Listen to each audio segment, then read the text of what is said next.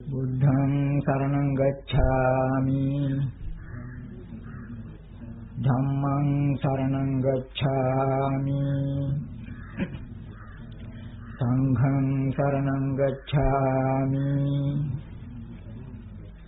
ဒုတိယံ පි බුද්ධං සරණං ගච්ඡාමි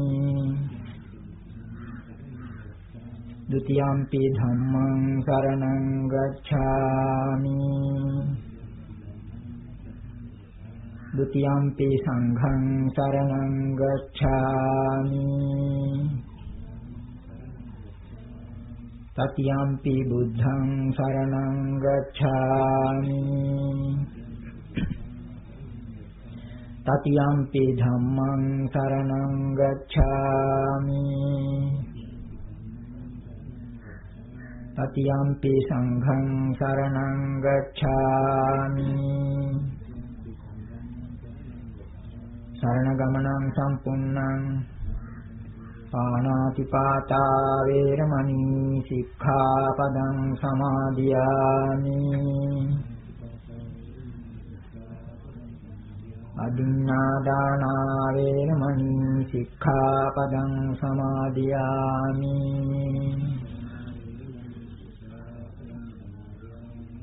කාමේසු මිච්ඡාචාරා වේරමණී සික්ඛාපදං සමාදියාමි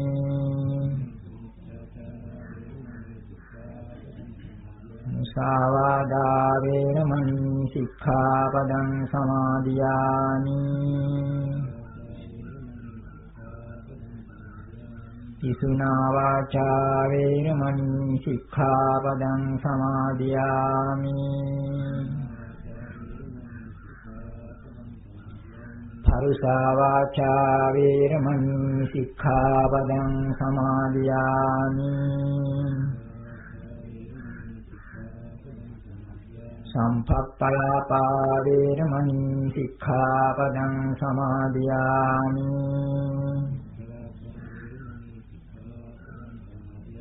මිච්ඡා ජීවා වේරමණී සික්ඛාපදං සමාදියාමි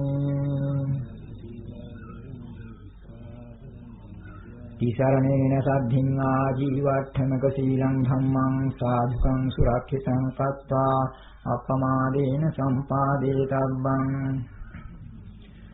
සමන්ත චක්කවාලේසු අත්‍රා ගච්ඡන්තු දේවතා සද්ධම්මං මුනි රාජස්ස සුනන්තු සග්ග මොක්ඛදං ධම්මා ශ්‍රවණ කාලෝ අයං භදන්තා ධම්මා ශ්‍රවණ කාලෝ අයං භදන්තා ධම්මා ශ්‍රවණ කාලෝ අයං භදන්තා නමෝ තස්ස භගවතෝ අරහතෝ සම්මා සම්බුද්දස්ස නමෝ තස්ස භගවතෝ අරහතෝ සම්මා සම්බුද්දස්ස නමෝ තස්ස භගවතෝ අරහතෝ සම්මා සම්බුද්දස්ස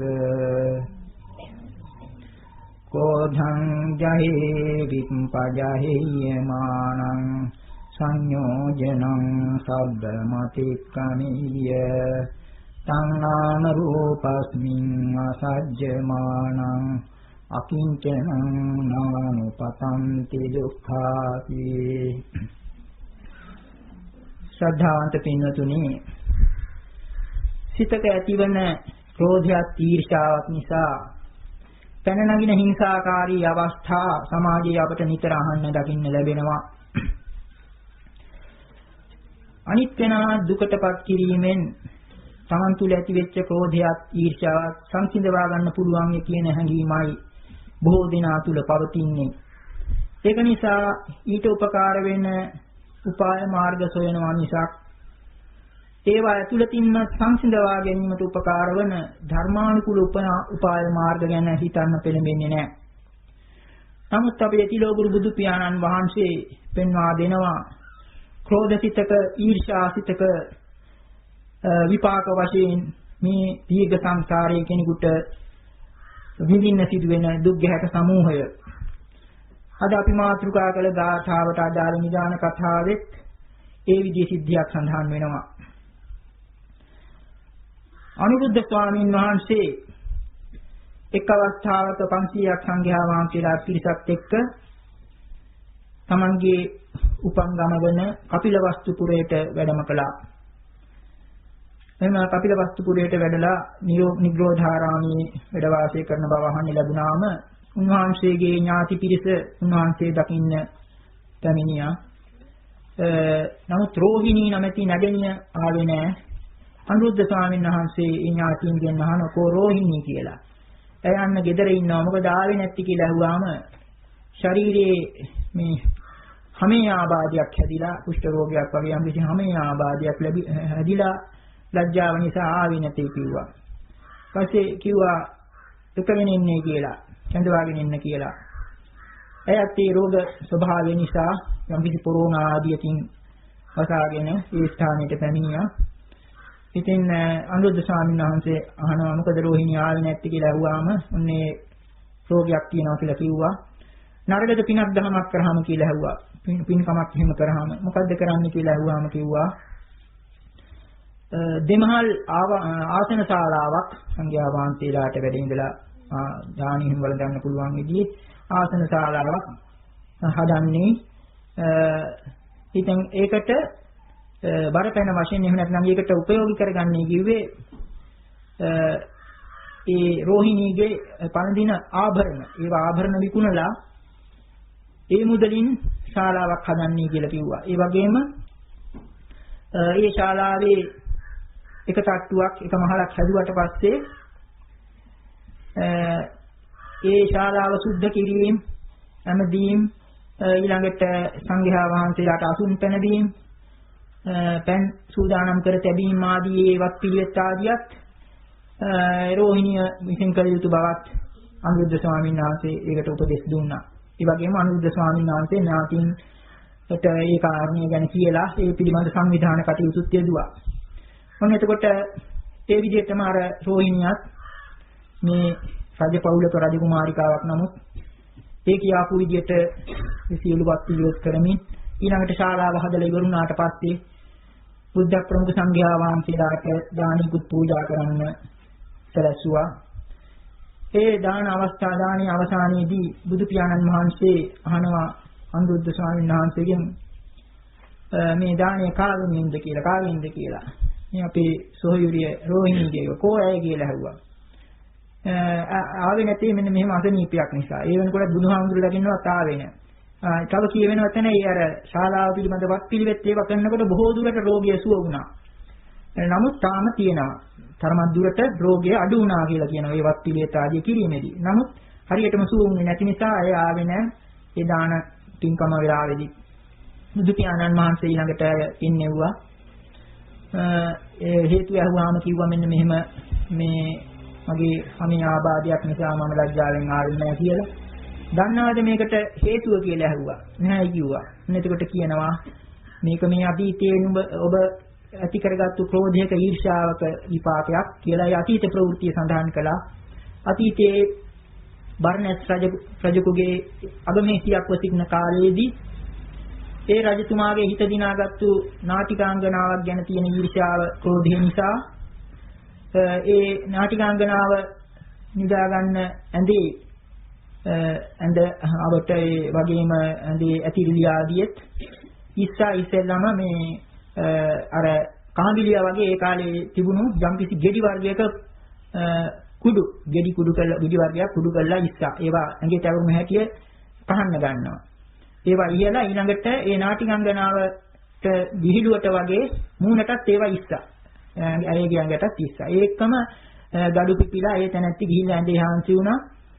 ඇඳෙත් තිබුණු ඒ කහන ද්‍රව්‍ය නිසා බරපතල වේදනාවල් ඒ නාටිකාංගනාවට ඇති වුණා. ඔන්න ඔකයි එතකොට අතීත කර්මයේ හැටියට බුදු පියාණන් වහන්සේ දක්වුවේ. ඒක නිසා ක්‍රෝධය හෝ ඊර්ෂ්‍යාව සුළු වශයෙන් හෝ ඇති කර නොගත යුතුයි කියන ඒ අදහස දෙමින් බුදු පියාණන් වහන්සේ මේ අවස්ථාවේ දේශනාවක් කළා. මේ අපි මාතෘකා කළ ගාථාව මුල් කරගෙන ඒ කහලායේ රෝහිණියගේ හැමේ ආබාධය සුව වුණා වගේම එතන කියනවා ස්වර්ණ වර්ණ මේ විදිහට හොඳට ආයි චෛ වර්ණය ඇති වුණා කියලා. ඒ වගේම සෝවාන් ඵලයක් ලැබුවා.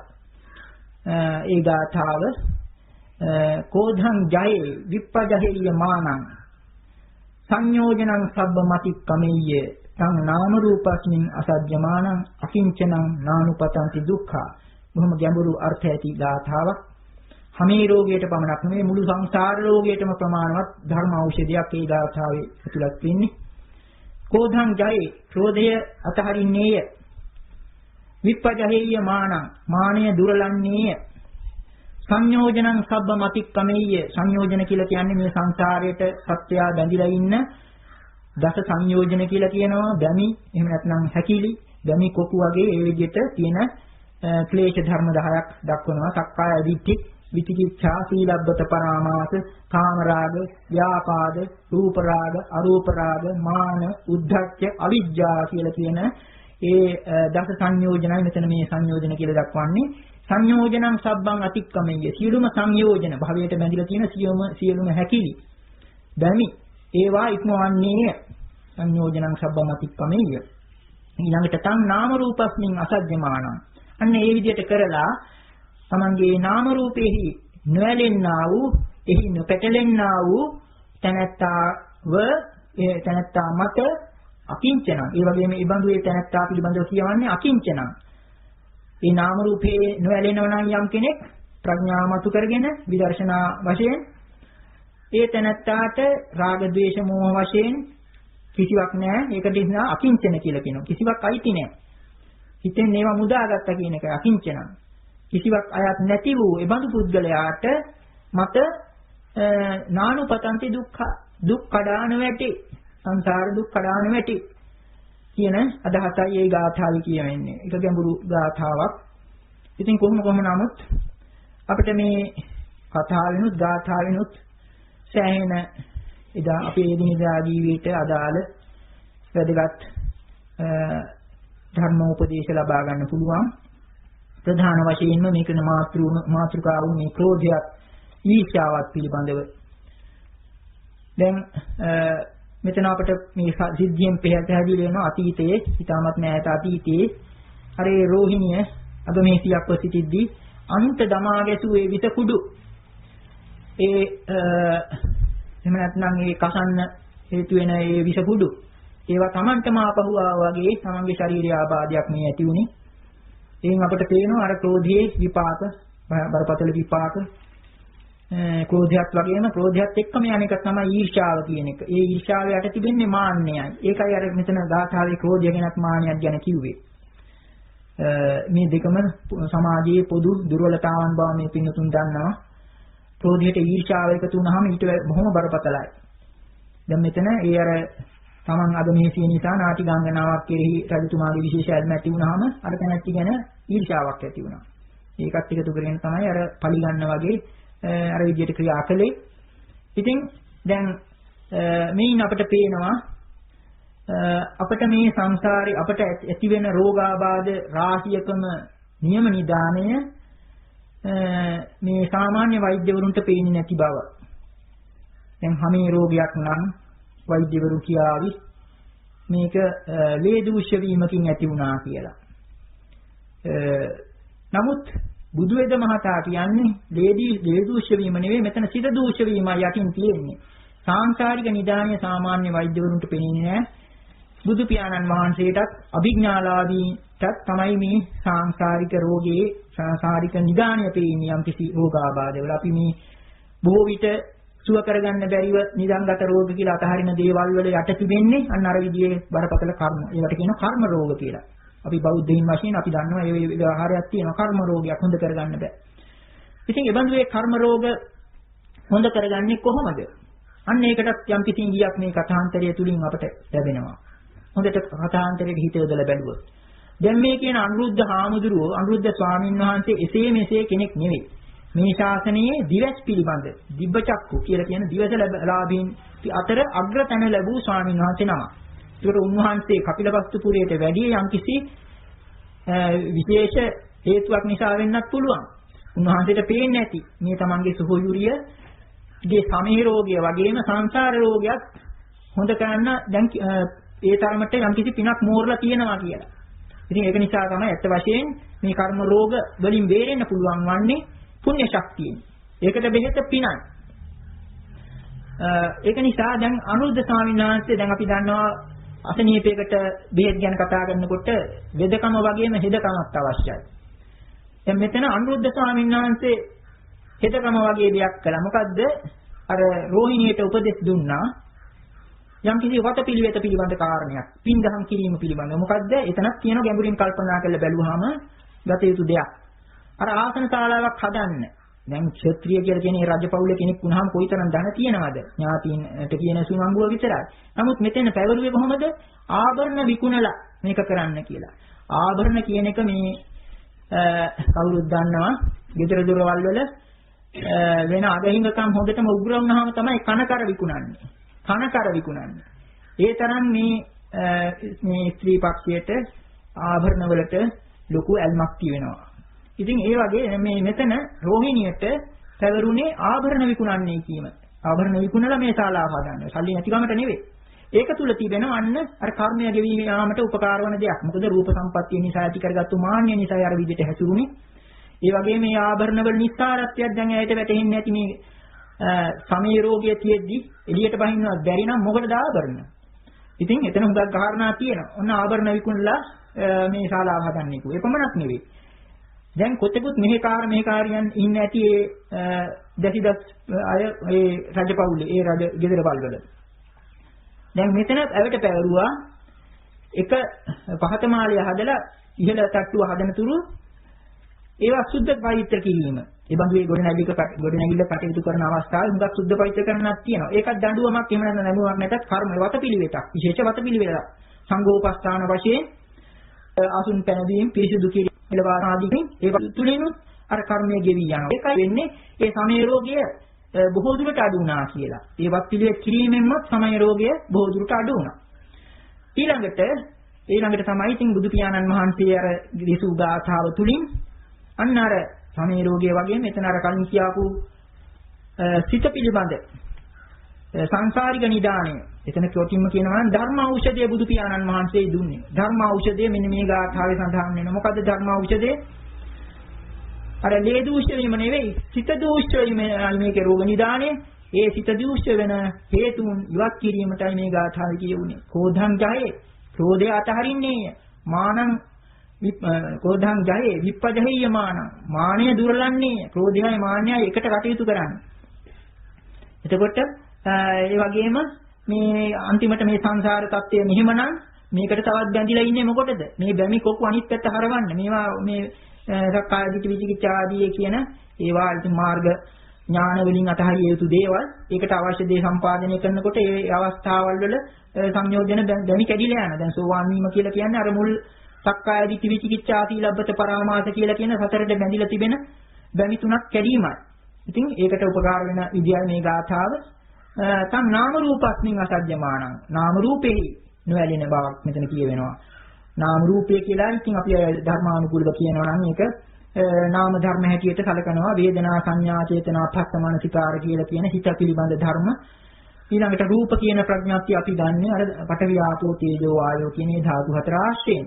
මේක තුලින් කෙනෙක් ඇති කරගන්න මමයා මාගේ කියලා කියන ප්‍රඥාප්තිය ගැඹුරින් ධර්මානුකූලව සැලකලා බලනකොට නාම රූප දෙකක් පමණයි. නාම ධර්ම ටිකකුත් රූප ධර්මයි. මේ ටික තමයි මේ මමයා කියලා ගන්නෙ. ඉතින් මේ නාම රූප ධර්ම තං නාම රූපස්මින් අසජ්ජමානං. මේ නාම රූපේ හරියට උපමාවකට කියනවා නම් හරියට දැල් කවුලුවක් වගේ. දැල් කවුලුවක් හතරස් කොටු ඇති දැල් කවුලුවක් නම් ඒකට අපි උපමාවට ගන්නවා නම් පඨවි ආපෝ තේජෝ වායෝ කියන ධාතු හතර ආශ්‍රය කරගෙන අපි මේ රූප ප්‍රඥාප්තිය ඇති කරගන්නේ. මේ ධාතු හතර ගැන නිතර නුවණින් සිහිය යොදනකොට මේ රූපයේ ඇති හරයක් නැහැ කියන අවබෝධය එනවා. මේ ධාතු හතර කියන මහා භූත හතර තනිය තේරුම් ගන්න බැරි එකට ක්‍රියා කරන මහා භූතයෝ මහා පුදුම විදිහේ තත්ත්වයක්. මේ අපි භෞතික කියලා ලොකුවට කිව්වට මොකද? අන්න ඒ විදිහේ ඒ රූප ඒක ආශ්‍රයනෝ අපි මේ රූප ප්‍රඥාප්තිය ඇති කරගන්නේ. ඉතින් රූපේ ස්වභාවය දැන් රෝහිණියට ඉර වෙනකොටත් තේරිලා ඇති. ඉතින් ඔන්න ඔය විදිහට මේ නාම ධර්ම සහ රූප ධර්ම ගොඩක් වෙන මෙන්න මේ මමයේ කියලා මමයේ මාගේ කියලා කියන්නේ මේ ප්‍රඥාප්තිය මේකේ ඇලෙන්න එපා කියන එක අසජ්ජමාන. ඒ විදිහ ඇලෙන්නේ නැති තත්ත්වයටපත් කරගන්නේ කොහොමද? ලෝභ, ද්වේෂ, මෝහ. මේක පිළිබඳව ඇලීම්, ඊළඟට මේක ආශ්‍රය කරගෙන ඇති කරගන්නේ ගැටීම්, ඒ පිළිබඳව මාන්න ආදී වශයෙන් ඇති කරගන්න මුලාවීම් කියලා කියන ලෝභ, දෝෂ, මෝහ අතහරින්න ඕන. ඒකයි ඒ අතහැරියාම ඒ තැනැත්තාට මමයේ මාගේ කියලා ගන්න දෙයක් නැහැ. එබැවින් තැනැත්තාට කියන්නේ අකිංචනං කියලා. කිංචනං කියලා කියන්නේ කිසිවක් අයිති නැති කෙනා. මේවා ඇති තිබෙනකන් තමයි මේ ඔක්කොම කරදර. ඔක්කොම අතහැරියට පස්සේ හිතට අහු වෙන්නේ නැති තත්යකටපත් වුණාට පස්සේ එතකොට දුක්ඛඩා වැටෙන්නේ නැහැ. නානුපතන්ති දුක්ඛ. දුක්ඛඩා වැටෙන්නේ නැහැ. ඔන්න ඔකයි ඉතින් ගාථාවේ අදහස අපි කෙටියෙන් කිව්වොත්. ඉතින් මේක ආශ්‍රයෙන් අපි දැන් ඉතින් තව දුරටත් අපේ ජීවිතවලට අදාළ අන්දමේ කාරණා මතු කරගන්න බලමු. දැන් ක්‍රෝධය කියන එක අපි දන්නවා සමාජයේ ඉතාමත්ම සුලභ දුර්වලතාවක්. කාටත් සාධාරණ කෝප නමින් හෝ වෙනම අදිවි කෝප හැටියට හෝ නොයෙකුත් විදියට මේ කෝපය පැන නගිනවා. මේකට බුදු පියාණන් වහන්සේ ඒ ස්ථානවල මහ පුදුම අන්දමට බෙහෙත් දීලා තිබෙනවා. දැන් එක තැනක් තමයි තම වටිනා ගාථාවක්. ඒකත් සමහරවිට ගැඹුරු අදහසක් ඇති ගාථාවක් හැටියට සලකන්න පුළුවන්. උරග සූත්‍රය කියලා ගාථා වලින්ම තියෙන සූත්‍රයක පළමුවෙන්ම දැක්වෙන ගාථාව කොටින්ම කියතොත් වටිනා ධර්ම ග්‍රන්ථයක් තියෙන සුත්ත නිපාත කියලා. ඒ ග්‍රන්ථය ආරම්භෙන්නේ මේ ගාථාවෙන් යෝ uppatitan vineti kodhan visatan sappa visango osa dehi so bhikkhu jahati oraparan උරගෝ ජින්නමිව තචං පුරාණං. බුදු පියාණන් වහන්සේ උරග සූත්‍රය කියලා කියන්නේ සර්පයා උපමාව ඇති සූත්‍රයයි. සර්පයා පිළිබඳ උපමාව ඒක දිගටම තියෙනවා. මේ පළමුවෙනිම ගාථාවේ කියනවා ඉතාමත්ම දෙආකාරයකින් සර්පයා උපමා කරගෙන. ඉතාමත්ම වටිනා අදහස් කීපයක් බුදු පියාණන් වහන්සේ ඉදිරිපත් කරනවා. යෝ uppatitan vineti kodhan visatan sappa visango osadee. යම් භික්ෂුවක් පැනනංගා වූ ක්‍රෝධය හරියට පැතිරෙන්නා වූ සර්ප විෂයක් මැඩපවත්වන්නාක් මෙන් වහා මැඩපවත්වයිද සෝබිකු ජහාති ඕරපාරං උරගෝජින්නමෙව තචං පුරාණං. ඉබඳු භික්ෂුව සර්පයෙකු හැව දාන්නාක් මෙන් හැව අතහරින්නාක් මෙන් මෙතරත් එතරත් අතහරි. ඒ කියන්නේ විමුක්ත සිතක් ඇති කරගන්නවයි කියන එකයි. මේ ගාථාවේ ඊටම මේ සර්පය දෙආකාරයකින් උපමාවට අරගෙන තියෙනවා. එකක් පළවෙනි උපමාව සර්ප විෂය. දැන් ක්‍රෝධයක් ඇති වුණාම හිතා ගන්න තියෙන්නේ නායක ගැහුවා. නරා ගැහුවා කියලා. නායක ගැහුවාම බල ඉන්නේ නෑනේ. විෂ පැතිරෙන්න කලින් පුළුවන් ඉක්මනින් ඒකට ඖෂධ දෙනවා. අන්න ඒ අදහසයි මේ ගාථාව තුළින් බුදු පියාණන් වහන්සේ දෙන්නේ. දැන් බුදු පියාණන් වහන්සේ දෙන උපමා මේවා ඇත්ත වශයෙන්ම මේවයි මහ පුදුම ප්‍රායෝගික අගයක් තියෙනවා. දැන් හදිසි කෝපයක් ආවම ඕකට අභිධර්ම ලයිස්තු ගණන් කර ඉන්න බෑනේ. දේශිම ක්‍රමයේ තමයි බුදු පියාණන් වහන්සේ උපමාවකින් දීපු ක්ෂණිකව අපට මතු කරගන්න පුළුවන්. සම්පූර්ණ චිත්තජ රූපයක් අපි මතු කරගන්නවා. ඒක තුලින් වන්න අරගෙන වැලකින්න ශක්තිය ලැබෙනවා. දැන් කෙනෙකුට හිතෙනවා කෝපය ඇති වෙනත් එක්කම මෙන්න සර්පයා ගැහුවා. එහෙම නැත්නම් නායා ගැහුවා. එතකොට ඒක තුලින් හිතා ගන්න තියෙන්නේ දැන් හිත දූෂ්‍ය වෙන්න ළඟයි. ක්‍රෝධය ඇති වුණාට පස්සේ ඒක පැතිරෙනවා. ඒක පැතිරෙන්න කලින් ඒ ක්‍රෝධයම පැතිරිලා තමයි දැන් කවුරුත් දන්නවා ක්‍රෝධය ඒ වෙලාවෙම මැඩපැත්තුවේ නැත්නම් ඒක ද්වේෂයේ බවට හැරෙනවා. ඒ ද්වේෂය වෛරය හැටියට ඊළඟට ආඝාත හැටියට පටිඝ හැටියට ওই නොයිකුත් නම් වලින් දක්වන ඒ විවිධ අවස්ථාවල් කරා යනවා. පලි ගැනීම උපකාර කරගෙන ඊළඟට අනන්ත කාලයක් ලෝක දිගට යනවා. ආඝාත වෛර ආදී වශයෙන්. ඉතින් අර සර්ප විෂ පැතිරුණා. අන්න පැතිරෙන්න කලින් ඒක හිතේ ඇති වුණු බව දැනගත්තු හැටිය මොන සර්පයා ගැහුවා කියලා හිතාගෙන දැන් සාමාන්‍ය ලෝකයා නම් ක්‍රෝධය සංසිඳුවා ගන්න කරන්නේ ඒකෙන් පලි ගැනීමයි. නමුත් ධර්මානුකූලව කල්පනා කරන කෙනා උත්සාහවන්ත වෙන්න ඕන මේ ක්‍රෝධය ඇතුළතින්ම සංසිඳවා ගන්න. ක්‍රෝධය ඇතුළතින්ම සංසිඳවා ගැනීම තමයි නියම ජයග්‍රහණය. කොයිතරම්ද කියතොත් බුදු පියාණන් වහන්සේ ප්‍රකාශ කළා තිබෙනවා යම් කිසි කෙනෙක් උපන්නා වූ තමන්ට පැනනගා වූ ක්‍රෝධය වහා සංසිඳවා ගනින්ද ඒ තැනත්තා ජය ගන්න අමාරු සංග්‍රාමයක් ජයගත්තා හා සමානයි. ඒ වගේම තමන් ක්‍රෝධ වුණු පුද්ගලයා එහෙම නැත්නම් කෙනෙක් ක්‍රෝධ වෙනවා දැකලා කෙනෙකුට කෙනෙක් කෝප වුණා කියලා දැක්ක හැටි තමන් කෝපයේ ඒ තමන්ගේ ඇතුළත කෝපයක් ඇති නොවන හැටියට චිත්ත සකස් කරගත්තොත් ඒ දෙන්නාටම යහපතක් සැලසෙනවා මේ විදිය ආකල්පයකින්. ඉන් පෙන්වු කරන්නේ හැකිතාක් ඉක්මනින් ක්‍රෝධය, කෝපය ඒක සංසිඳවා ගන්නයි කියන එකයි. ඉතින් ඒක තුලින් අර මේ ගාථාවේ දෙවෙනි උපමාව ඒක ඊට වඩා ගැඹුරු අදහසක්. එතන කියන්නේ සර්පය හැවාරින හැටි අපි හිතලා බලමු. සර්පයාට ඇලුම් ගැටුම් ඔක්කොම දැනෙන්නේ මේ හැමෙන්. හැම අපි කවුරුත් දන්නේ දැන් අර රෝහිණීක කතාවෙත් තියෙන්නේ මේ හැම ඩිංගක් එහෙම වුණ හැටි එළියට බහින්නත් බෑ. ඒ තරමට මේ හැම පිළිබඳව ලොකු ඇල්මක් තියෙන ලෝකයා තුල. ඒක පිළිබඳව මේ හැම තුලින් තමයි මේ මුළු ලෝකෙම වසඟයටපත් කරගන්නේ. නමුත් මේ හැම දිරුවාම කොහොමද වෙන්නේ?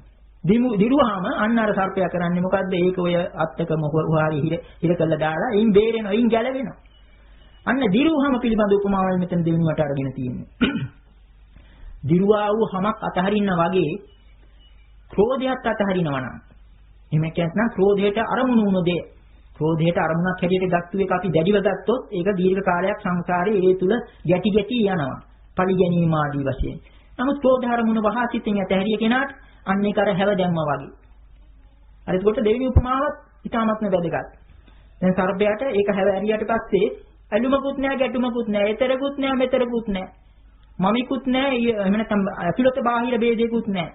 හැව ඒ දාපු තැනමයි. ඒකට කිසි සම්බන්ධයක් නැහැ. අන්න එතකොට බුදු පියාණන් වහන්සේ දෙන උපමාවල ගැඹුරින් හිතා ගන්න පුළුවන්. එක පැත්තකින් සර්ප විෂ. අනිත් පැත්තෙන් ධර්මානුකූලව ගැඹුරට කල්පනා කළොත් මේ උර්ග සූත්‍රයේ මේ ගාථාව තුලින් අපිට හිතා ගන්න පුළුවන් මේ අපි දැඩිව ගත්තු ඒ ක්‍රෝධය ආදී දේවල් තුලින් තියෙන සංසාරයේ බන්ධනයි ඒක අතහැරි හැකියන්න ඒ බැමි මිදෙනවා. එතකොට අර ඒක එතනම තමයි විමුක්තිය තියෙන්නේ. ඒ විදිහට බුදු පියාණන් වහන්සේ තවත් අවස්ථාවල දක්වලා තිබෙනවා ක්‍රෝධය දැන් අපි සාමාන්‍යයෙන් හිතන්නේ ක්‍රෝධය පිළිබඳව ඒක එක්තරා විදිහක සූත්‍රයක දැක්වෙන්නේ ශක්‍ර දේවේන්ද්‍රය ඇවිල්ලා බුදු පියාණන් වහන්සේගෙන් ගාථා වලින් ඇසූ ප්‍රශ්නයක් හැටියට සඳහන් වෙනවා කුමක් සිඳ දමාද කෙනෙක් සැපසේ නිදන්නේ කුමක් සිඳ දමාද මේ සිඳීමෙන්ද කුමක් සිඳ දැමීමද ගෞතමයන් වහන්සේ එහෙම නැත්නම් කුමක් විනාශ කිරීමද ගෞතමයන් වහන්සේ ප්‍රශංසා කරන්නේ බුදු පියාණන් වහන්සේ දෙන පිළිතුර ක්‍රෝධය සිඳ දැමීමෙන් කෙනෙක් සැනසීමෙන් නිදන්නේ ක්‍රෝධයෙන් පලි ගැනීමෙන් නෙවෙයි ක්‍රෝධයේ ඇතුළතින්ම සංසිඳවා ගැනීමෙන් ඒ වගේම විස මුලක් ඇති මිහිරි වූ වගේ ඇති අපි කියනවා නම් උපමාවට කියනවා නම් මුල විස අග රස ක්‍රෝධයේ ස්වභාවය මුල විසයි නමුත් අග රසයි අග රස නිසා කටට ගන්නවා නමුත් මුල විස නිසා ඒක තුලින් විරුද්ධටපත් වෙනවා අන්න ඒකයි බුදු පියාණන් වහන්සේ එතන කියන්නේ ක්‍රෝධය පිළිබඳව කියන්නේ ඒකේ ස්වභාවය මුල විසයි අග රසයි එතකොට මේව මතක තියාගන්න පුළුවන් මේ පින්නතුන්ට මුල විසයි අග රසයි අග රස නිසා කෑවොත් මුල විස නිසා අමාරුවටපත් වෙනවා අන්න ඒ බඳු මේ ක්‍රෝධයයි මම විනාශ කරන්න කියලා කියන්නේ සතුර නෙවෙයි ඒකට හේතු වුණු අරමුණ නෙවෙයි ඇතුළතින් මේ ක්‍රෝධයයි එහෙම නැත්නම් මේ පුද්ගලයා නෙවෙයි ඒකට ඒ ක්‍රෝධය ඇතුළතින්ම සංසිඳවා ගන්න. ඒක ඔය විදිහට බුදු පියාණන් වහන්සේ නොයෙකුත් අවස්ථාවල දෙන උපමා ඊටත් වඩා මහා පුදුම විදිය උපමාවක් දෙනවා. ඒක කෙනෙකුට හිතා ගන්නත් බැරි අමාරු තරම්. දැන් මේ කාලේ සමහර විට ඒක අහනකොටත් බය හිතෙනවා.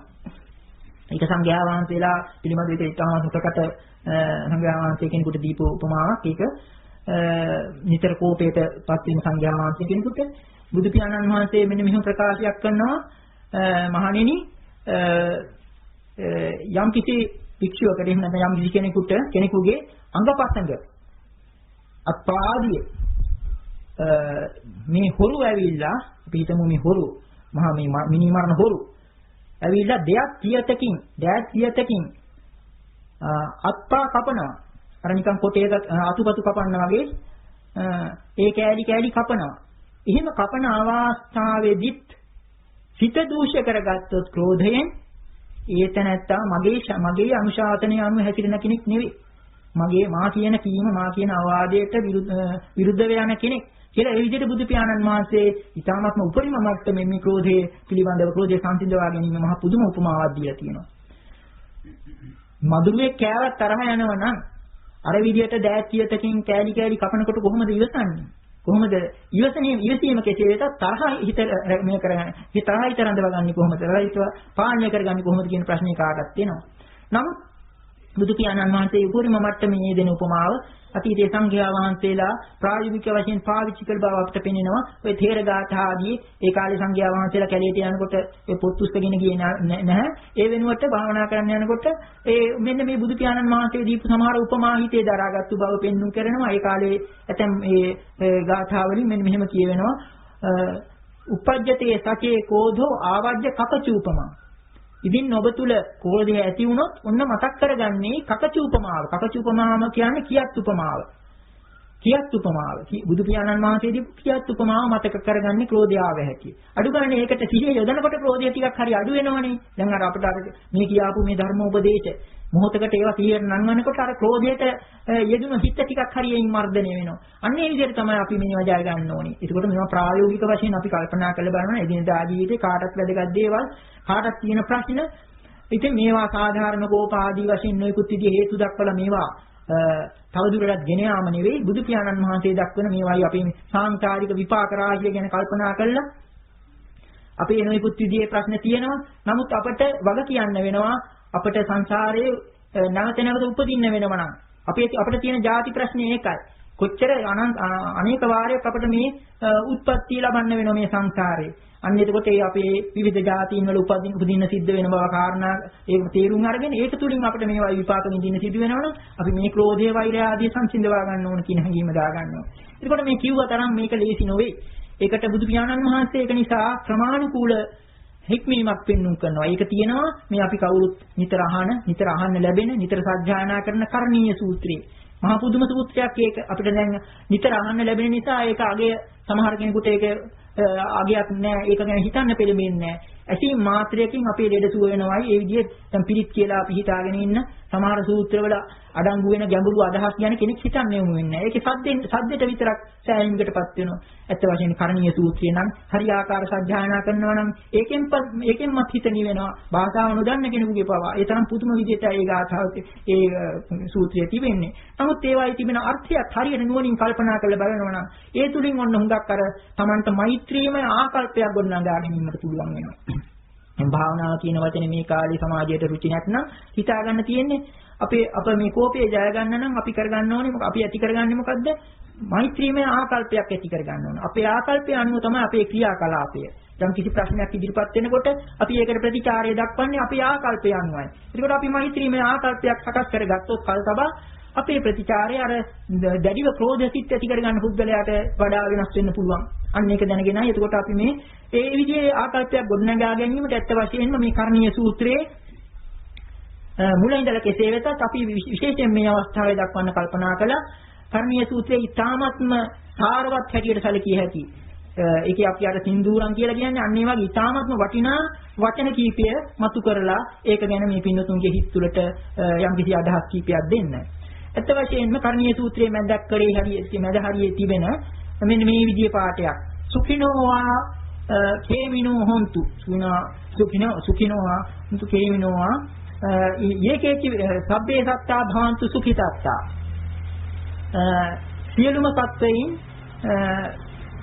සුඛිනෝ කියලා කියන්නේ සුවපත් වූ අය වෙත්වා කේමිනෝ කියලා කියන්නේ ආරක්ෂා උවදුරු රහිත එහෙම නැත්නම් රැකවරණ ඇත්තෝ වෙත්වා සුඛිනෝවාන්ති හේමිනෝවා සබ්බේ සත්තා භවන්තු සුඛිතත්තා ඊළඟට සියලු සත්වයෝ සුවපත් වූ සිත් ඇත්තෝ වෙත්වා ඊළඟට දක්වනවා ඒ සුවපත් සියලු සත්වයෝ කියන එක එහෙම නැත්නම් සියලු සත්වයෝ සුවපත් වෙත්වා කියන එක තුලින් අදහස් කෙරෙන්නේ මොකක්ද කියන එක පැහැදිලිව විවරණය වෙන පාඨ කීපයක් සඳහන් වෙනවා යේකේචි පාන භූතත්ති තසාවා ථාවරාවා අනවතේසා දීඝාවා යේ මහන්තාවා මජ්ක්‍ධිමා රස්සකාන්ත චූඩා දිඨාවා යේවා දිඨා යේච දූරේ වසන්ති අවිදූරේ භූතාවා සම්භවේසීවා සබ්බේ සත්තා භවන්තු සුඛිතත්තා එතන අපිට පේනවා ඒ ලෝකයේ සියලු සත්වයා කියන එක බුදු පියාණන් වහන්සේ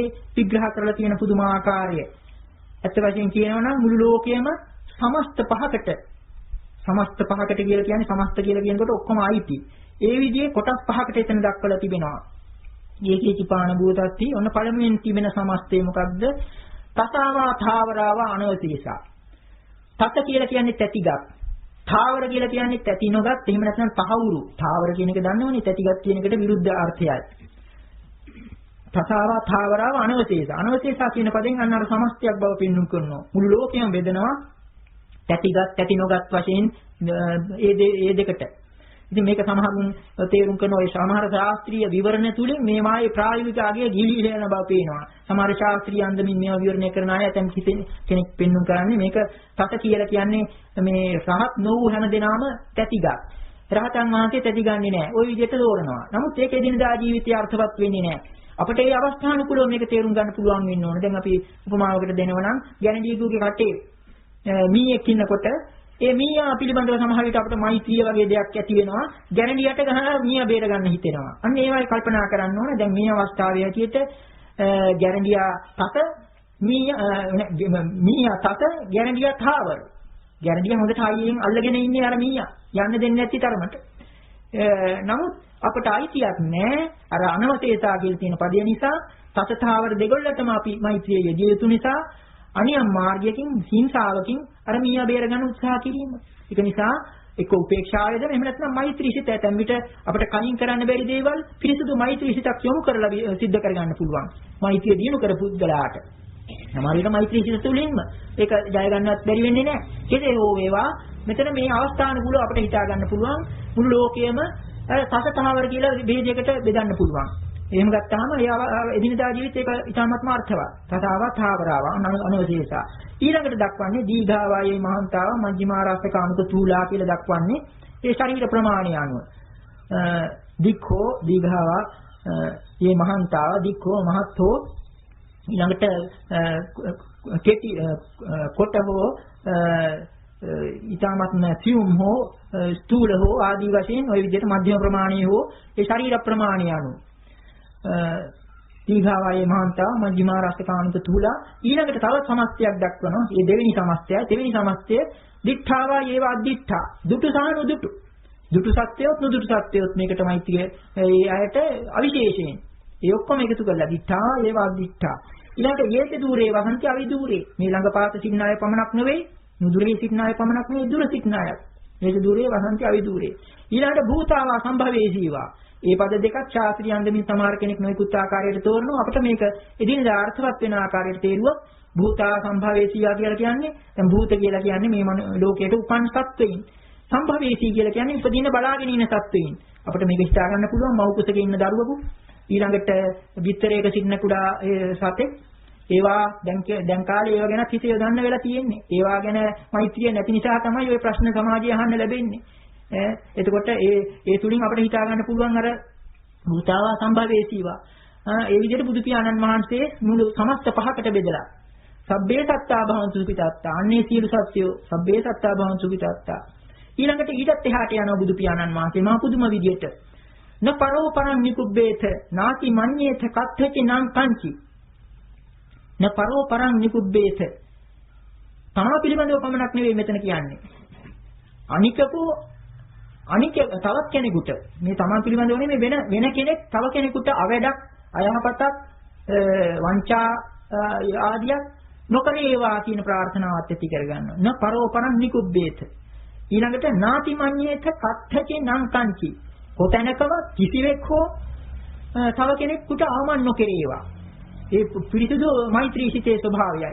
සාමාන්‍ය ලෝකයා තමන්ගේ සතුරකුගෙන් පරිගන්න ඉදිරිපත් නුනොත් මොන කරදරේ බාහිර කරදරයකින් හරි සතුර විදිහටපත් වුණාම සතුටු වෙනවා. එයාට කර්ම විපාක දුන්න ඔය පේන්නේ නැහැ. එයාට සිද්ධ වුණා කියලා සතුටු වෙනවා. ඒක තුලින් සතුටක් ඇති කරගන්නවා.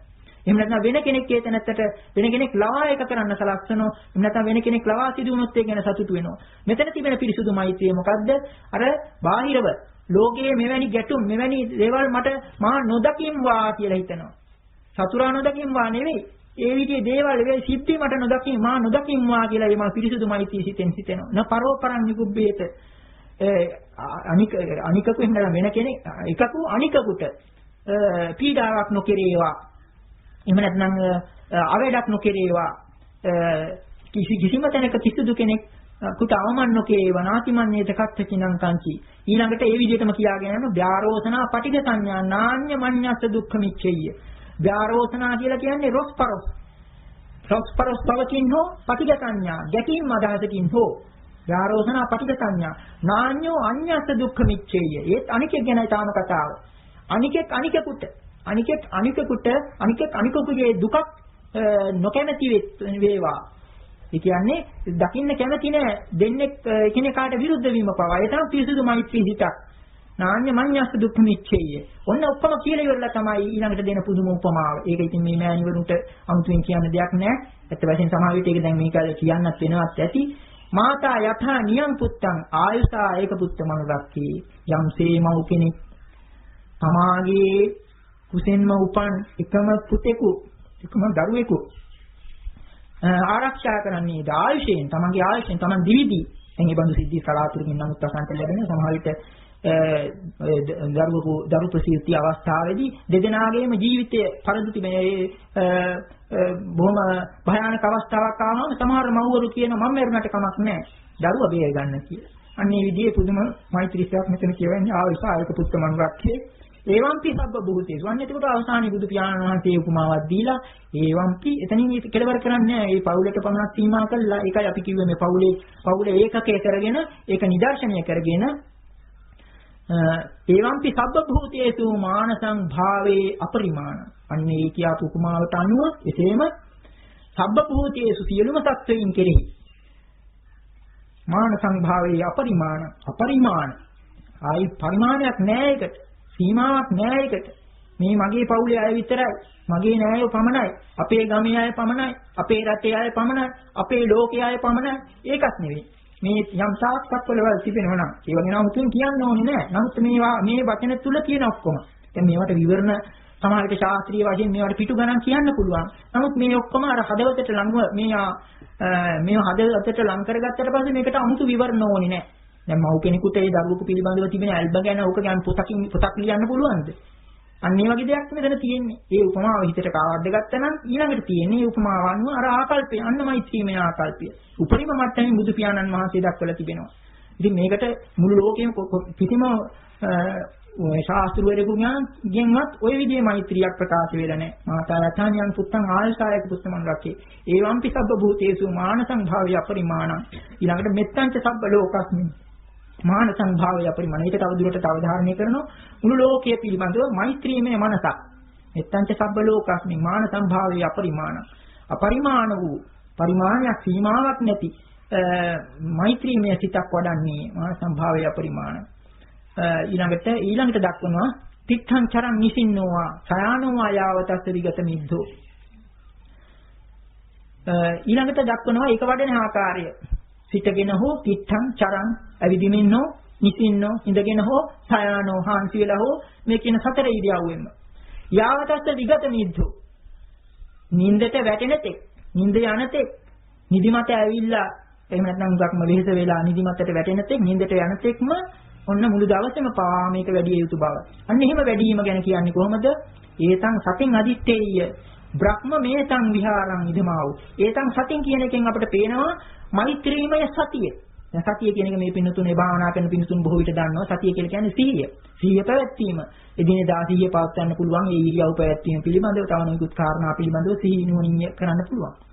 මෛත්‍රී අර විදියට අපරිමාණ තත්වයට දිනු කරගත්තු හිතකම කොටිම කියතොත් මෙත්තා චේතෝ විමුක්ති කියලා කියන මෛත්‍රියෙන් හිත විමුක්තව. මෛත්‍රිය ඒ විදිහට සිත විමුක්ත වෙනවා කියලා කියන්නේ ඒක චේතෝ විමුක්ති තත්වයටපත් උනේ මෛත්‍රී සිතට බිත්ති නැහැ, තාප්ප නැහැ, වැටකඩලු නැහැ.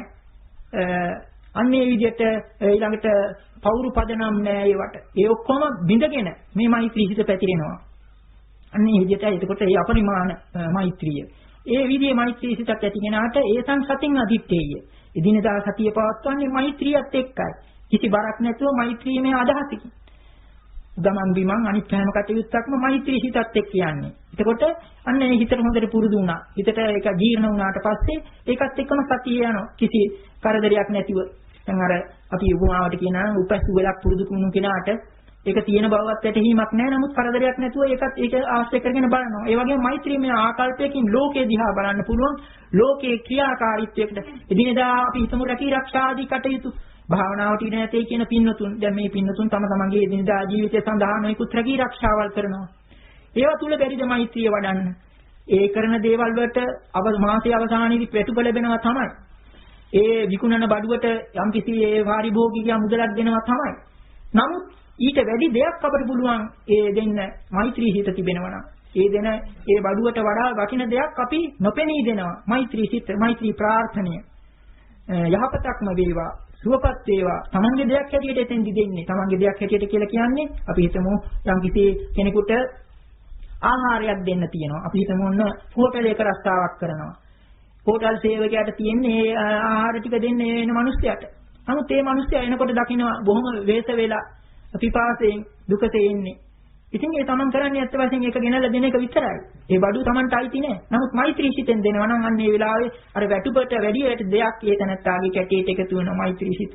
අන්න ඒ විදිහට එදිනදා ජීවිතේ අපි හිතමු ගුරුවරු නම්, ගුරුවරිය නම් ඉගැන්වීම. එතනත් ඒ වැටුප නෙවෙයි බලන්නේ. අපි හිතේ ගුරුවරු නම් ඒ විදිහටම තමයි ජීවත් වෙන්නේ. ඇත්ත වශයෙන් තමන්ගේ ඒක නියම ඒ වෘත්තිය රස්සාව නෙවෙයි. ඒක තුලින් අර ඒක ධර්මමය වශයෙන් ධර්මයට නගලා ඒක තුල ලෝකයේ යහපත. ඉතින් මෙතනත් මේ කියන්නේ අර තමන්ගේ ඒ මව් කෙනෙක් තමන්ගේ දරුවා ගැන හිතනවා වගේ ඒ විදිහේ මෛත්‍රීමය ආකල්පයකින් යුක්තව එදිනදා කටයුතු කරනවා නම් ඒ රැකී රක්ෂා කියන જાතිය එතකොට බරක් නෙවෙයි. දැන් සාමාන්‍ය රැකී රක්ෂා කියන එක මිනිස්සුන්ට මේක බරක්. මේක සෑල්ලුවක් වෙන්නේ පඩි දෙන දවසට විතරයි. නමුත් හැමදාම පඩි ලැබෙනවා මෛත්‍රීමය ආකල්පයකින් ඒකල යුතු කටයුතු කරනවා නම් ඒ කියන්නේ මේ මුළු ලෝකෙට අපි හිතමු මේ රටට අපි හිතමු තමන් ඒ කරන කාර්යාලයේ කරන වැඩ ඒ පෑන හසුරුවන ආකාරය තුලින් මේ මුළු මහත් සමාජ තන්ත්‍රය සමාජ තන්ත්‍රය මේ යන්ත්‍රයක් නම් ඒකේ ඇණයක් නැති වුණ හැටිය ඒක නිෂ්ක්‍රිය වෙනවා. ඒක අපිට ප්‍රත්‍යක්ෂ අවස්ථාවල් එනෝනේ ඒ වර්ජන කියන එක තුලින්. එතකොට මෙන්න මේ වර්ජන කෙසේ වෙතත් අපිට හිතා ගන්න තියෙන මෛත්‍රීමය ආකල්පයෙන් වැඩ කරනවනම් අර සමාජ යන්ත්‍රය ඒක හරියාකාර ක්‍රියා කරනවා. Taman සතුටු වෙනවා. ඒ යන්ත්‍රයේ ක්‍රියා කිරීමට ඇණය මම සැපයුවා. ඒක ගැන මාන්නයක් ඉති කර ගැනීම නෙවෙයි. ඇණය කරන්නේ කොහොමද අර හිතට එකඟව මෛත්‍රී හිතකින් මේක කළ යුතු දෙයක්. එහෙම නැත්නම් පඩිය කාටවත් බයට කරන දෙයක්. පඩිය සලකාගෙන පඩියක් ලබා ගැනීමට කරන දෙයක් කියන හැඟීම මේ වෙලාව මොහොතකට හරි අත්කල්ලා මේක තුලින් මට පෙනෙන නොපෙනෙන ළඟට ඇවිල්ලා යම් කිසි ඊට පොඩි අතමාරුවක් දෙන තැනත්තට විතරක් නෙවෙයි පෙනෙන නොපෙනෙන අනන්ත ප්‍රමාණ සත්වයින්ට මේ මා කරන පොඩි සේවය තුලින් යම් කිසි අර කියාපු විදිය සුවපත් වීමක් වෙනවා කියන හැඟීම ඇති කර ගන්නවනම් එතකොට ජීවිතය ඒ තුලින් විශාල පුදුම විදිහේ සැහැල්ලුවක් ඇති වෙනවා. අර බරක් නෙවෙයි, රාජකාරී නෙවෙයි ඒක. ඒක රජ්ජුරුව කියනවට කරන දෙයක් නෙවෙයි. Tamanට අයිති දෙයක් ඒක. රාජකාරියක් නෑ. මේක ඇත්ත වශයෙන් තමන්ගේ සාංශාරික විමුක්තිය ගැන හිතනවා නම් මේකක්වත් රාජකාරී නෙවෙයි. හැම එකක්ම තමන්ට අයිති කාර්යය. මේ කර්ම රෝගයෙන් මිදීමයි. ඒකෝර බුදු පියාණන් වහන්සේ අපට අන්න මතු කරලා දෙන්නේ. මේ අපිට රෝගාබාධ පමණක් නෙවෙයි මෙතන. හදිසි ආපදා ඔය අපි ඇක්සිඩන්ට් කියලා කියන්නේ නොයිකුත් ඔය මේ එහෙම නැත්නම් මේ හදිසි අනතුරු කියලා කියන්නේ ලෝකයේ හදිසි අනතුරු කියලා දෙයක් නැහැ. මේ ඔක්කොටම යම් කිසි හේතුවක් නිදානයක් තිබෙනවා. ඒක කර්මයක්. බුදු පියාණන් වහන්සේ යම් සියුම් ආකාරයෙන් සමහරු කියන කර්මයන් හැම එකටම කර්මයක් නැහැ කියලා. කර්මය නෙවෙයි හේතුව කියලා. නමුත් යට යම් කිසි සියුම් ආකාරයකින් මේ කර්මය මේකට සම්බන්ධව තිබෙනවා. මේ දීර්ඝ කාලයක් සංසාරයේ ජීවත් වෙන සත්වයා නොකරපු පාප කර්මයක් නැහැ. හොඳ කර්ම වගේම නාපාප කර්මත් කළා තියෙනවා. ඒවා යම් යම් අවස්ථාවල වල කර්ම චක්‍රය අනුව මතුවෙනවා. ඒවායේ නිදාණය හරියට පේන්න යන බුදු පියාණන් වහන්සේට අභිඥාලාභීන්ටත්. ඒක නිසා අපි හිතා ගන්න ඕන අපේ මේ ජීවිතය ගෙවෙන මොහොතක් පාසා අපි කරන්නේ මොකක්ද? අපි මේ මනුෂ්‍ය ජීවිතය ලබා දුන්න පින් කුසල් ඒවා ගෙවා දමනවා. දැන් මේ රස්සාවක් කරන කෙනෙක් ඒ ගිය මාසේ ලබාගත්තු වැටුපෙන් ජීවත් වෙනවා ඊළඟ මාසය සඳහා හිතන්නේ නැතුව ඒ තැනත්තාට පසුතැවෙන්න වෙනවා. ඒ වගේ අපි මනුෂ්‍යාත්ම භාවය ලැබුණා මේ සංසාරේ අපිට යන්න සිද්ධ වුණොත් දිගට අර කියාපු විදිය භයානක කර්ම රෝග විතරක් නෙවෙයි නෝදුත් ආබාධ හදිසි අනතුරු අප කරා එන්නේ මොකද? අන්න කර්ම චක්‍රය කරකැවිලා එන වෙලාව. ඒකට සූදානම් වෙන්න ඕන. සූදානම් වෙන්න නම් අපි නිදිපතා ධර්මානුකූල හිතකින් යුක්තව ඒවායේ අඩු වශයෙන් ඒවායේ එන තෙරපීම අඩු කරගන්න. ඒවා එක්ක කර්ම සම්පූර්ණයෙන් අහෝසි කරගන්න. එහෙම නැත්නම් කර්ම ශක්තිය ගෙවා දැමීමට උපකාර වෙන්නේ කුසල් කර්ම. ඒකාර දැන් අපි අනුරුද්ධ හාමුදුරන්ගේ කතාවෙන් කිව්වේ ඒ දිවස් ඇති අනුරුද්ධ ස්වාමීන් වහන්සේ අර තමන්ගේ සොහොයුරියට දීපු වතපිළිවෙත තුල තිබෙනවා යම් කිසි ගැඹුරු රහසක්. මේ කර්ම රෝග සංසිඳවා ගැනීමට වතපිළිවෙත බව අවශ්‍යයි. වතපිළිවෙත ඇත්ත වශයෙන්ම බුද්ධෝත්පාද කාලයක තුනුරුවන් පහළ වුණු කාලයක ඒ ශාසනික වතපිළිවෙත මේ සුළු දෙයක් හැටියට සලකන්න බෑ. ඒ හැම එකක් තුලින්ම අර පුද්ගලයාගේ කර්ම වේග සංසිඳවා ගැනීමේ ශක්තිය තිබෙනවා. ඒකයි අර රෝහිණියගේ සමේ රෝගිය තරමක් දුරට ඒකෙන්වත් සංසිඳුනේ අර කියාපු වතපිළිවෙත කීමෙන්. ඉතින් අන්න ඒක නිසා අපි කල්පනා කරනවා අපි එදිනදා ජීවිතයේ ඥානවන්තව රුපියල් 7 වලට සීමා කරන්නේ නැතුව අපට උපයාගත යුතු දෙයක් තිබෙනවා. ඒක නැති වුණ හැටිය මේ සංසාරයේ අත් වශයෙන්ම Tamante ඊටාත්ම භයානක බලාපොරොත්තු නැති වෙලාවල් වල Taman ලොකු බලාපොරොත්තු ඇති කරගෙන මේ ජීවිතයක් ගෙන යන්නේ. නමුත් හදිසි අනතුරු වගේ දේවල් සිද්ධ වෙනවා. ඒව යට තියෙන අර කියාපු කර්ම. ඒවට බෙහෙත් දන්නේ නැති නිසා ඒක එකකට බෙහෙත් නොදැක්කට කමක් නැහැ. බුදු පියාණන් වහන්සේ මෙතන පෙන්눔 කළා තියෙනවා. මෙන්න මේ කර්ම රෝගය තියෙනකම් මේකේ නිදාන මේකයි යට තියෙන නිදානය මේ සිත දූෂ්‍ය වීම ලේ දූෂ්‍ය වීම නෙවෙයි දෙන සිත දූෂ්‍ය වීමයි ලෝභය ද්වේෂය ඊර්ෂ්‍යාව ක්‍රෝධය නාවිද නානාවිද 1500ක් කියලා කියන ඒවා ගණන් බලපු අය කොහොම නමුත් මේ තරම් කෙලෙස් රාශියක් මේවා තමයි පැතව සංසාරේ රූපමවම මේවාට අදාළ අන්දමින් අන්ධයමවල බීරමවල කොරුමවල මේ ඔක්කොම මේ කර්මයේ හපංකම පෙන්වන්නයි මේ ලෝකයට ඒවා පෙනිද්දි මේ එක්ක පුද්ගලයෙක් තව කෙනෙකුගෙන් වෙනස් වෙන්නේ මොකද? අර එක්කෙනෙක් රූප සම්පන්නව තව කෙනෙක් විරූපව රූප සම්පන්න කෙනත් හිටි ගමන් විරූප වෙලා අර කියාපු රෝහිණිය වගේ. මේවා සිද්ධ වෙන්නේ කොහොමද කියලා හිතලා බලන්න ඕන. මේකක්වත් ඇක්සිඩන්ට් නෙවෙයි. මේකක්වත් අනතුරු හදිසි අනතුරු නෙවෙයි. මේවා යට තියෙන කර්ම නිදාන. ඒකවල බුදු පියාණන් වහන්සේගේ වචනේ අපි විශ්වාස කරනවා නම් ඒක තේරුම් අරගෙන දැන් මෙතන කියාපු විශේෂයෙන්ම ක්‍රෝධය, මාන්නය, එහෙම නැත්නම් ඊර්ෂ්‍යාව ආදී එදිනදා ජීවිතයේ බොහෝ විට මේ ගම්වල එහෙම දකින්න ලැබෙන මේ බරපතල ක්ලේශය ඒක මතුවුණු හැටිය වහා සංසිඳවා ගන්න උත්සාහවත් වෙන්න ඕන. එතකොට අර ක්‍රෝධය සංසිඳවා ගැනීමට මෛත්‍රිය උපකාර වෙන්න වගේ ඊර්ෂ්‍යාව සංසිඳවා ගැනීමට මුදිතාව කියන ගුණය බුදු පියාණන් වහන්සේ මතු කරලා දීලා තිබෙනවා. ඒකත් දැන් ගෙදරවල වල ජීවත් වෙන මව්පියන්ට ඒ මුදිතාව මතු කර ගන්න අවශ්‍ය නම් ඒක දිනු කර ගන්න නම් අන්න අර තමන්ගේ දරුවා පිළිබඳ හිතලා බලන්න. අර කියාපු දරුවාම යම් කිසි අවස්ථාවක ඉගෙන කියාගෙන රැකී ආරක්ෂාවල් කරන හොඳ තත්යකටපත් වුණා මේ දරුවා පිළිබඳව යම් කිසි මුදිතාවක් ඇති වෙන ඊර්ෂ්‍යාවක් ඇති කරගන්නේ. නමුත් ඒ විදිහට තමන්ගේ දරුවා ගැන හිතුවත් අසල්වැසියා අල්ලපු ගෙදර කෙනා විභාගයක් පාස් කරලා දොස්තර කෙනෙක් ඉංජිනේරුවෙක් වුණාම මොන ඊර්ෂ්‍යාවක් ඇති කරගන්නවා. අන්න අර මුදිතාව නැතිකම අන්න මෙතන කියාපු න්‍යායය එතෙන්ටත් යොදන්න ඕන. මාතා යථානියං පුත්තං ආයුසාය පුත්ත මනුරක්ඛේ කිව්වා වගේ ඒවම්පි සබ්බ භූතේසු කියලා මෙතන කිව්වා වගේ ඒ වෙලාවේ හිතන්න තියෙන්නේ ඒ දරුවත් ඒ අහවලත් මෙන්න මේ විදිහට සුවපත් වෙනවා කියලා තමන්ගේ සැපයක් හැටියට හිතලා ඒකත් සතුටු වෙන්න ඕනේ. ඒකයි මුදිතා ගුණය. කොයි විදිහට අපිට හිතා ගන්න පුළුවන්. ඒකට ලෝකයේ මේ අපට ප්‍රතිපත්ති වෙන සිදුවීම් තුලින් අපි පාඩම් ඉගෙන ගන්න ඕන. දැන් මෙතන රෝහිණී පිළිබඳ ප්‍රවෘත්තියෙන් අපි මේ පාඩමක් ඉගෙන ගත්තේ. අපාවට කොයිතුත් දේවල් මේවා සිද්ධ වෙනවා. මේ පින්නතුන්ටත් නිතර අහන්න ලැබෙනවා. යම් සිද්ධීන් එදිනදා ජීවිතේ මහත් බලාපොරොත්තු නැති විදිහේ දේවල්. මේවා යට තිබෙන කර්මත් ඉඳ හිටලා අනියම් මාර්ග වලින් හෝ යම් ආකාරයෙන් හෙළි වෙනවා. ඒ අයගේ නරක ජීවිත නිසා කරපු අකුසල් නිසා මේ දේවල් වුණා කියන එක අර දැන් මෙතන කියවෙන කර්ම සරික්කතාව කියලා එකක් තියෙනවා. කර්මයට අනුරූපම විපාකය. රෝගීන්ගේ කර්මයට අනුරූපම විපාකය.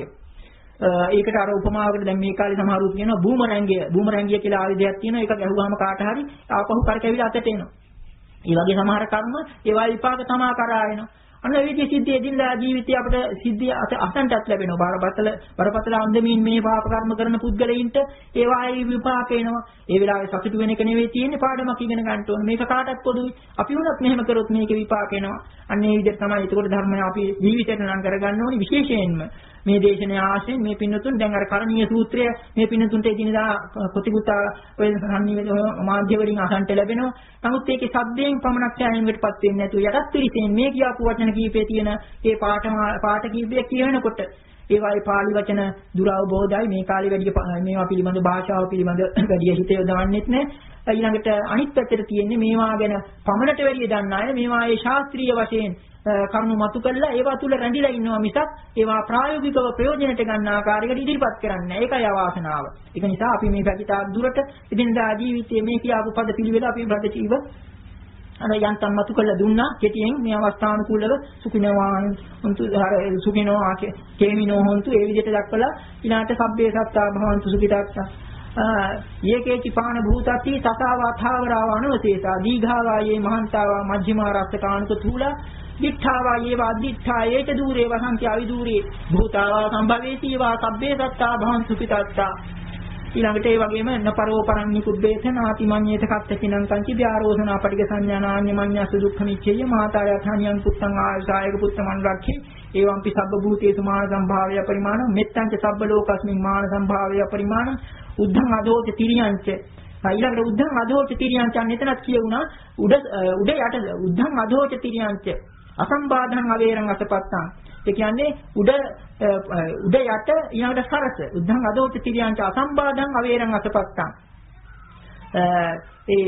අර විදිහට අපරිමාණ භාවය එතන පෙන්눔 කරා. ඒකට අප අතහැරුණා එතන උද්ධං අදෝච තිරියංච අසම්බාධං අවේරං අසපත්තං උඩ යට සහ සරස අසම්බාධං කියලා කියන්නේ අන්න සම්බාධක නැති.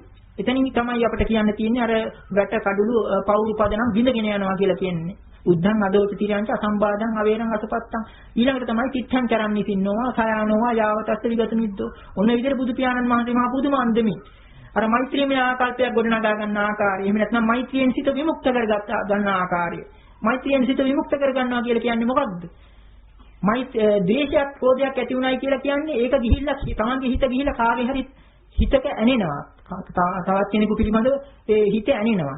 ඇනුනට පස්සේ සිද්ධ වෙන්නේ මොකද්ද? එතනම හැපි තියෙනවා. ඒකට තමයි පටිඝ කියලා කියන්නේ. ක්‍රෝධයක් ඇති වුණාම ඒකේ ඊළඟට තියෙන තරහ පිරිමහ ගන්න ඕන. පටිඝය කියලා කියන්නේ ඒකටයි. පලි ගන්නවා. පලි ගැනීමෙන් කවදාවත් ඒකේ සීමාවක් නැහැ. මොකද පලි ගත්තාම මේ පුද්ගලයා නිකන් ඉන්නෙත් නැහැනේ. ඒකට අපේ හොඳම නිදර්ශනය අපි දන්න මේ සීලිවාණිජ ජාතක ආශ්‍රයෙන් බුදු පියාණන් වහන්සේ බෝධිසත්වයන් වහන්සේ ඒ තමන්ගේ අත්දැකීමෙන්ම දේවදත්ත ස්තවිරයන් ආශ්‍රයෙන් තේරුම් ගත්ත මේ ක්‍රෝධයේ තිබෙන මේ පටිඝයේ තිබෙන ඒ භයානක විපාක. අන්න එතකොට අන්න ඒක අනුව අපි කල්පනා කරන්න ඕන මේ විදිහේ දේශසිත අපි අතුලතින්ම සංසිඳවා ගන්න ඕන. ඒකට ඒවා බාහිර වශයෙන් සංසිඳවා ගැනීම උපාය මාර්ග සොයන්නයි ලෝකයා නොයෙකුත් විද්‍යාව ආයුධ සොයන්නේ. මේක ඇතුළතින්ම සංසිඳවා ගන්න නම් අන්න බුදු පියාණන් වහන්සේ කියපු ධර්මෝපදේශ තමයි අපි බලන්න ඕනේ. අන්න ඒ විදිහට කල්පනා කරගෙන එතකොට මේ පින්නතුන් අද මේ වටිනා දවසේ තමලමුත් යම් කිසි ශීලයක් සමාදන් වෙන ශීලය කියලා කියන්නේ කය වචන හික්මවා ගැනීමයි. ඒ හික්මවා ගැනීම තුළ තිබෙන සමාජය පිළිබඳවත් යම් කිසි යැඟීමක් තමන්ගේ සංවරය පමණක් නෙවෙයි සමාජයට හිංසාවක් නොවන ආකාරයට අමුතුවෙන් කියන්න ඕනේ ශික්ෂාපදයක් විග්‍රහ කරලා බලනකොට පේනවා. කය වචන එපමණකින් හික්මවා ගැනීමෙන් සෑහීමකටපත් වෙන්නේ නැතුව සිතෙනුත් අපිට කරන්න තිබෙන්නේ ලෝකයට යහපත පැතීමයි. බුදු පියාණන් වහන්සේ දක්වන දැන් නිගණ්ඨින් ආදීන්නම් කිව්වේ කාය දණ්ඩය. කායික ක්‍රියාව තමයි ලොකුම දේ. වචනය දෙවෙනුව. මනස තුන. බුදු පියාණන් වහන්සේකේම අනිත් පැත්ත බුදු පියාණන් වහන්සේ මනෝපුබ්බංගමා ධම්මා කියලා මනසටයි මුන්තන දුන්නේ. මනස පළමුව, වචනය දෙවෙනුව, කය තුන්වෙනුව. ওই විදිහටයි බුදු පියාණන් වහන්සේ දක්වන්නේ. ඒක අනුව අපි කල්පනා කරන්න මෛත්‍රී භාවනාව කියන්නේ නිකන් එක තැනකට වෙලා නිකම්ම නිදීමක් නෙවෙයි. ඒක තුලින් විශාල ලෝකෙට විශාල ශාන්තියක් සැලසෙනවා. අන්න එතකොට ඒ විදිහට මේ මෛත්‍රී භාවනාව ඒක අර භාවනා ආසනයට පමණක් සීමා කරන්නේ නැතුව අර කියාපු ආකාරයට සතර ඉරියව්වෙම කරන්න පුළුවන් තත්වයට මෙන්න මේ අපරිමාණ වශයෙන් මෛත්‍රී ඒකකයේ හැටියට තමන්ගේ පවුලේ ඒ අය පිළිබඳ මෛත්‍රිය ඊළඟට ඒක පතුරනවා පවුරු පදනම් නැතුව මුළු ලෝකයක් කෙරෙහිම. අන්න ඒ විදිහට මෛත්‍රීමය ආකල්පයක් ඇතිව ජීවත් වෙනවා නම් එදිනෙදා ජීවිතේ යටත් පිරිසෙන් ඒ ඇති වෙන ක්‍රෝධයක් ඇති වුණා. යම් කිසි විදිහකින් ක්‍රෝධයක් ඇති වුණොත්, කෝපයක් ඇති වුණොත් හදිසි වශයෙන් ඒක ඉක්මනින් සංසිඳවා ගැනීමේ ශක්තිය තිබෙනවා. අන්න අර සර්පයා ගැහුවේ ඇටි. සර්පයා ගැහුවා කියන හැඟීමවත් ඇති කරගත්තා නම් ඒ තැනත්තා ඊළඟට උනන්දු වෙන්නේ මේකට බෙහෙත් දීමටයි. සර්පයා මැරීමට නෙවෙයි තමන්ගේ මේ සර්ප විෂයට බෙහෙත් ගැනීමට. අන්න ඒ විදිහට හිතන්න තියෙන්නේ. එතකොට ඒ සර්පයා ගැහුවා වගේ අර ඒ අරමුණ එක්ක හැටෙනව නෙවෙයි. ඒ තමන්ගේ අරමුණ තුලින් තමන්ගේ හිතේ ඇති වෙන දූෂ්‍ය වීම ඉවත් කර ගැනීමයි කරන්න තියෙන්නේ. එතකොට මේ අද මේ දේශනාව තුලින් මේ පින්නතුන්ට එදිනෙදා සාමාන්‍ය ධර්ම දේශනාවක් තුලින් අර නිතර අපි මතක් කරන ආකාරයේ සද්ධා විරිය සති සමාධි ප්‍රඥා කියලා කියන ඉන්ද්‍රිය ධර්ම බල ධර්ම දියුණු කර ගැනීමට අවස්ථාව සැලසෙනවා. ඊට අමතරව එදිනදා ජීවිතයේ මේ තමන්ගේ නියම බෞද්ධ ආකල්පයකින් යුක්තව ජීවත් වීමට අදාළ වටිනා කාරණා කීපයක් මෛත්‍රී මේ කර්ණීය සූත්‍රය ආශ්‍රිත මතු කර ගන්නත් අවස්ථාව ලැබුණා. ඒකට මේවා තමන්ගේ ජීවිතයට ලං කරගෙන මේවා තුලින් එදිනදා ජීවිතයේ නිකුත් ආකාරයෙන් අපි මේ බලාපොරොත්තු වෙන බාහිර බලවේග වලින් බලාපොරොත්තු වෙන සැනසීම අප තුලින්ම මතු කර ගන්න පුළුවන් බව තේරුම් අරගෙන ඒ විදිහට ජීවිතය අපි ගෙන යනවා නම් එක එක පුද්ගලයා ඒ තුලින්ම අර ලෝකයට අවශ්‍ය වෙන සාමය සමාදාන ශාන්තිය ඒ තුලින්ම අතු වෙනවා. ඒකට ඒ විදිහට කල්පනා කරගෙන මේ අද ධර්ම දේශනාවනුත් ධර්ම දේශනාමය වශයෙන්ුත් ධර්ම ශ්‍රවණය වශයෙන්ුත් අපි මේ ඇති කරගත්තු කුසල සම්භාරේ පළමුවෙන්ම මේ තම තමන්ගේ සාංශාරික මේ දුක් සමූහය මේ හැම එකක් තුලින්ම පේනවා. ඒ දුක් සමූහය කෙලවර කරලා හැකිතාක් ඉක්මනින් මේ තමන්ගේ සීල සමාධි ප්‍රඥා දියුණු කරගෙන දියුණු පවණු කරගෙන ඒ බුදු පියාණන් වහන්සේ දක්වා වදාළ ආර්ය අෂ්ටාංගික මාර්ගයට අනුව ඒ අවශ්‍යතා සම්පාදනය කරගෙන සෝවාන් සකදාගාමී අනාගාමී අරහත් කියන මාර්ගඵල ප්‍රතිවේදයෙන් සියලු සංසාර දුකින් මිදලා උතුම් අමා මහ නිවන සැනසීමට මේ ධර්ම ශ්‍රවණ ආනිසංස ඒකාන්තයෙන් හේතු වාසනාව කියලා ප්‍රාර්ථනා කරගන්න. මේ වගේම මේ විශ්වයේ යම් තාක් සිටිනවා නම් අවිචේ සිට අකනිටා දක්වා අපගේ ඥාතිනුත් ඇතුළු මෙවැනි මේ ධර්ම දේශනා මේ ධර්ම ශ්‍රවණ මේ වශයෙන් ඇති කරගන්න කුසල අනුමෝදන් වීම ශක්තිය ඇති. ඒ හැම කෙනෙක්ම මේ කුසල අනුමෝදන් වීමෙන් හිතාක් ඉක්මනින් මේ ජාති ජරා ව්‍යාධි මොනවාදී සියලු සංසාර දුකින් අත් මිදලා උතුම් මහා මහණෙනින් සැනසෙත්වා කියන ප්‍රාර්ථනාව ඇති කරගෙන මෙන්න මේ විදිහට ගාථා කියන්නේ. එත්තාවතා චම්හි සම්පතං පුඤ්ඤ සම්පදං සබ්බේ දේවානුමෝදන්තු සබ්බ සම්පත්‍ති සිද්ධා සබ්බේ දේවානුමෝදිත්වා බුද්ධන්තු අමතං පදං ආකාශට්ඨා ච භුම්මට්ඨා දේවානාගා මහිද්దికා පුඤ්ඤන්තං අනුමෝදිत्वा චිරං රක්ඛන්තු ශාසනං ආකාශට්ඨා ච භුම්මට්ඨා දේවානාගා මහිද්దికා තං අනුමෝදිत्वा චිරං රක්ඛන්තු දේශනං ආකාශට්ඨා ච භුම්මට්ඨා දේවානාගා මහිද්దికා පුඤ්ඤන්තං අනුමෝදිत्वा චිරං රක්ඛන්තු සදා දුක්ඛප්පත්තා ච නිදුක්ඛා භයප්පත්තා ච නිභයා සෝකප්පත්තා ච නිස්සෝකා හොන්තු සබ්බේපි පානිනෝ දුක්ඛප්පත්තා ච නිදුක්ඛා භයප්පත්තා ච නිභයා සෝකප්පත්තා ච නිස්සෝකා හොන්තු සබ්බේපි පානිනෝ දුක්ඛප්පත්තා ච නිදුක්ඛා භයප්පත්තා ච නිභයා සෝකප්පත්තා ච නිස්සෝකා හොන්තු සබ්බේපි පානිනෝ ඉමිනා පුඤ්ඤ කම්මේන මාමේ බාල සමාගමෝ හෝතු යාව නිබ්බානපත්තිය ඉමිනා පුඤ්ඤ කම්මේන මාමේ බාල සමාගමෝ සතං සමාගමෝ හෝතු යාව නිබ්බානපත්තිය ඉමිනා පුඤ්ඤ කම්මේන මාමේ බාල සමාගමෝ සතං සමාගමෝ හෝතු යාව නිබ්බානපත්තිය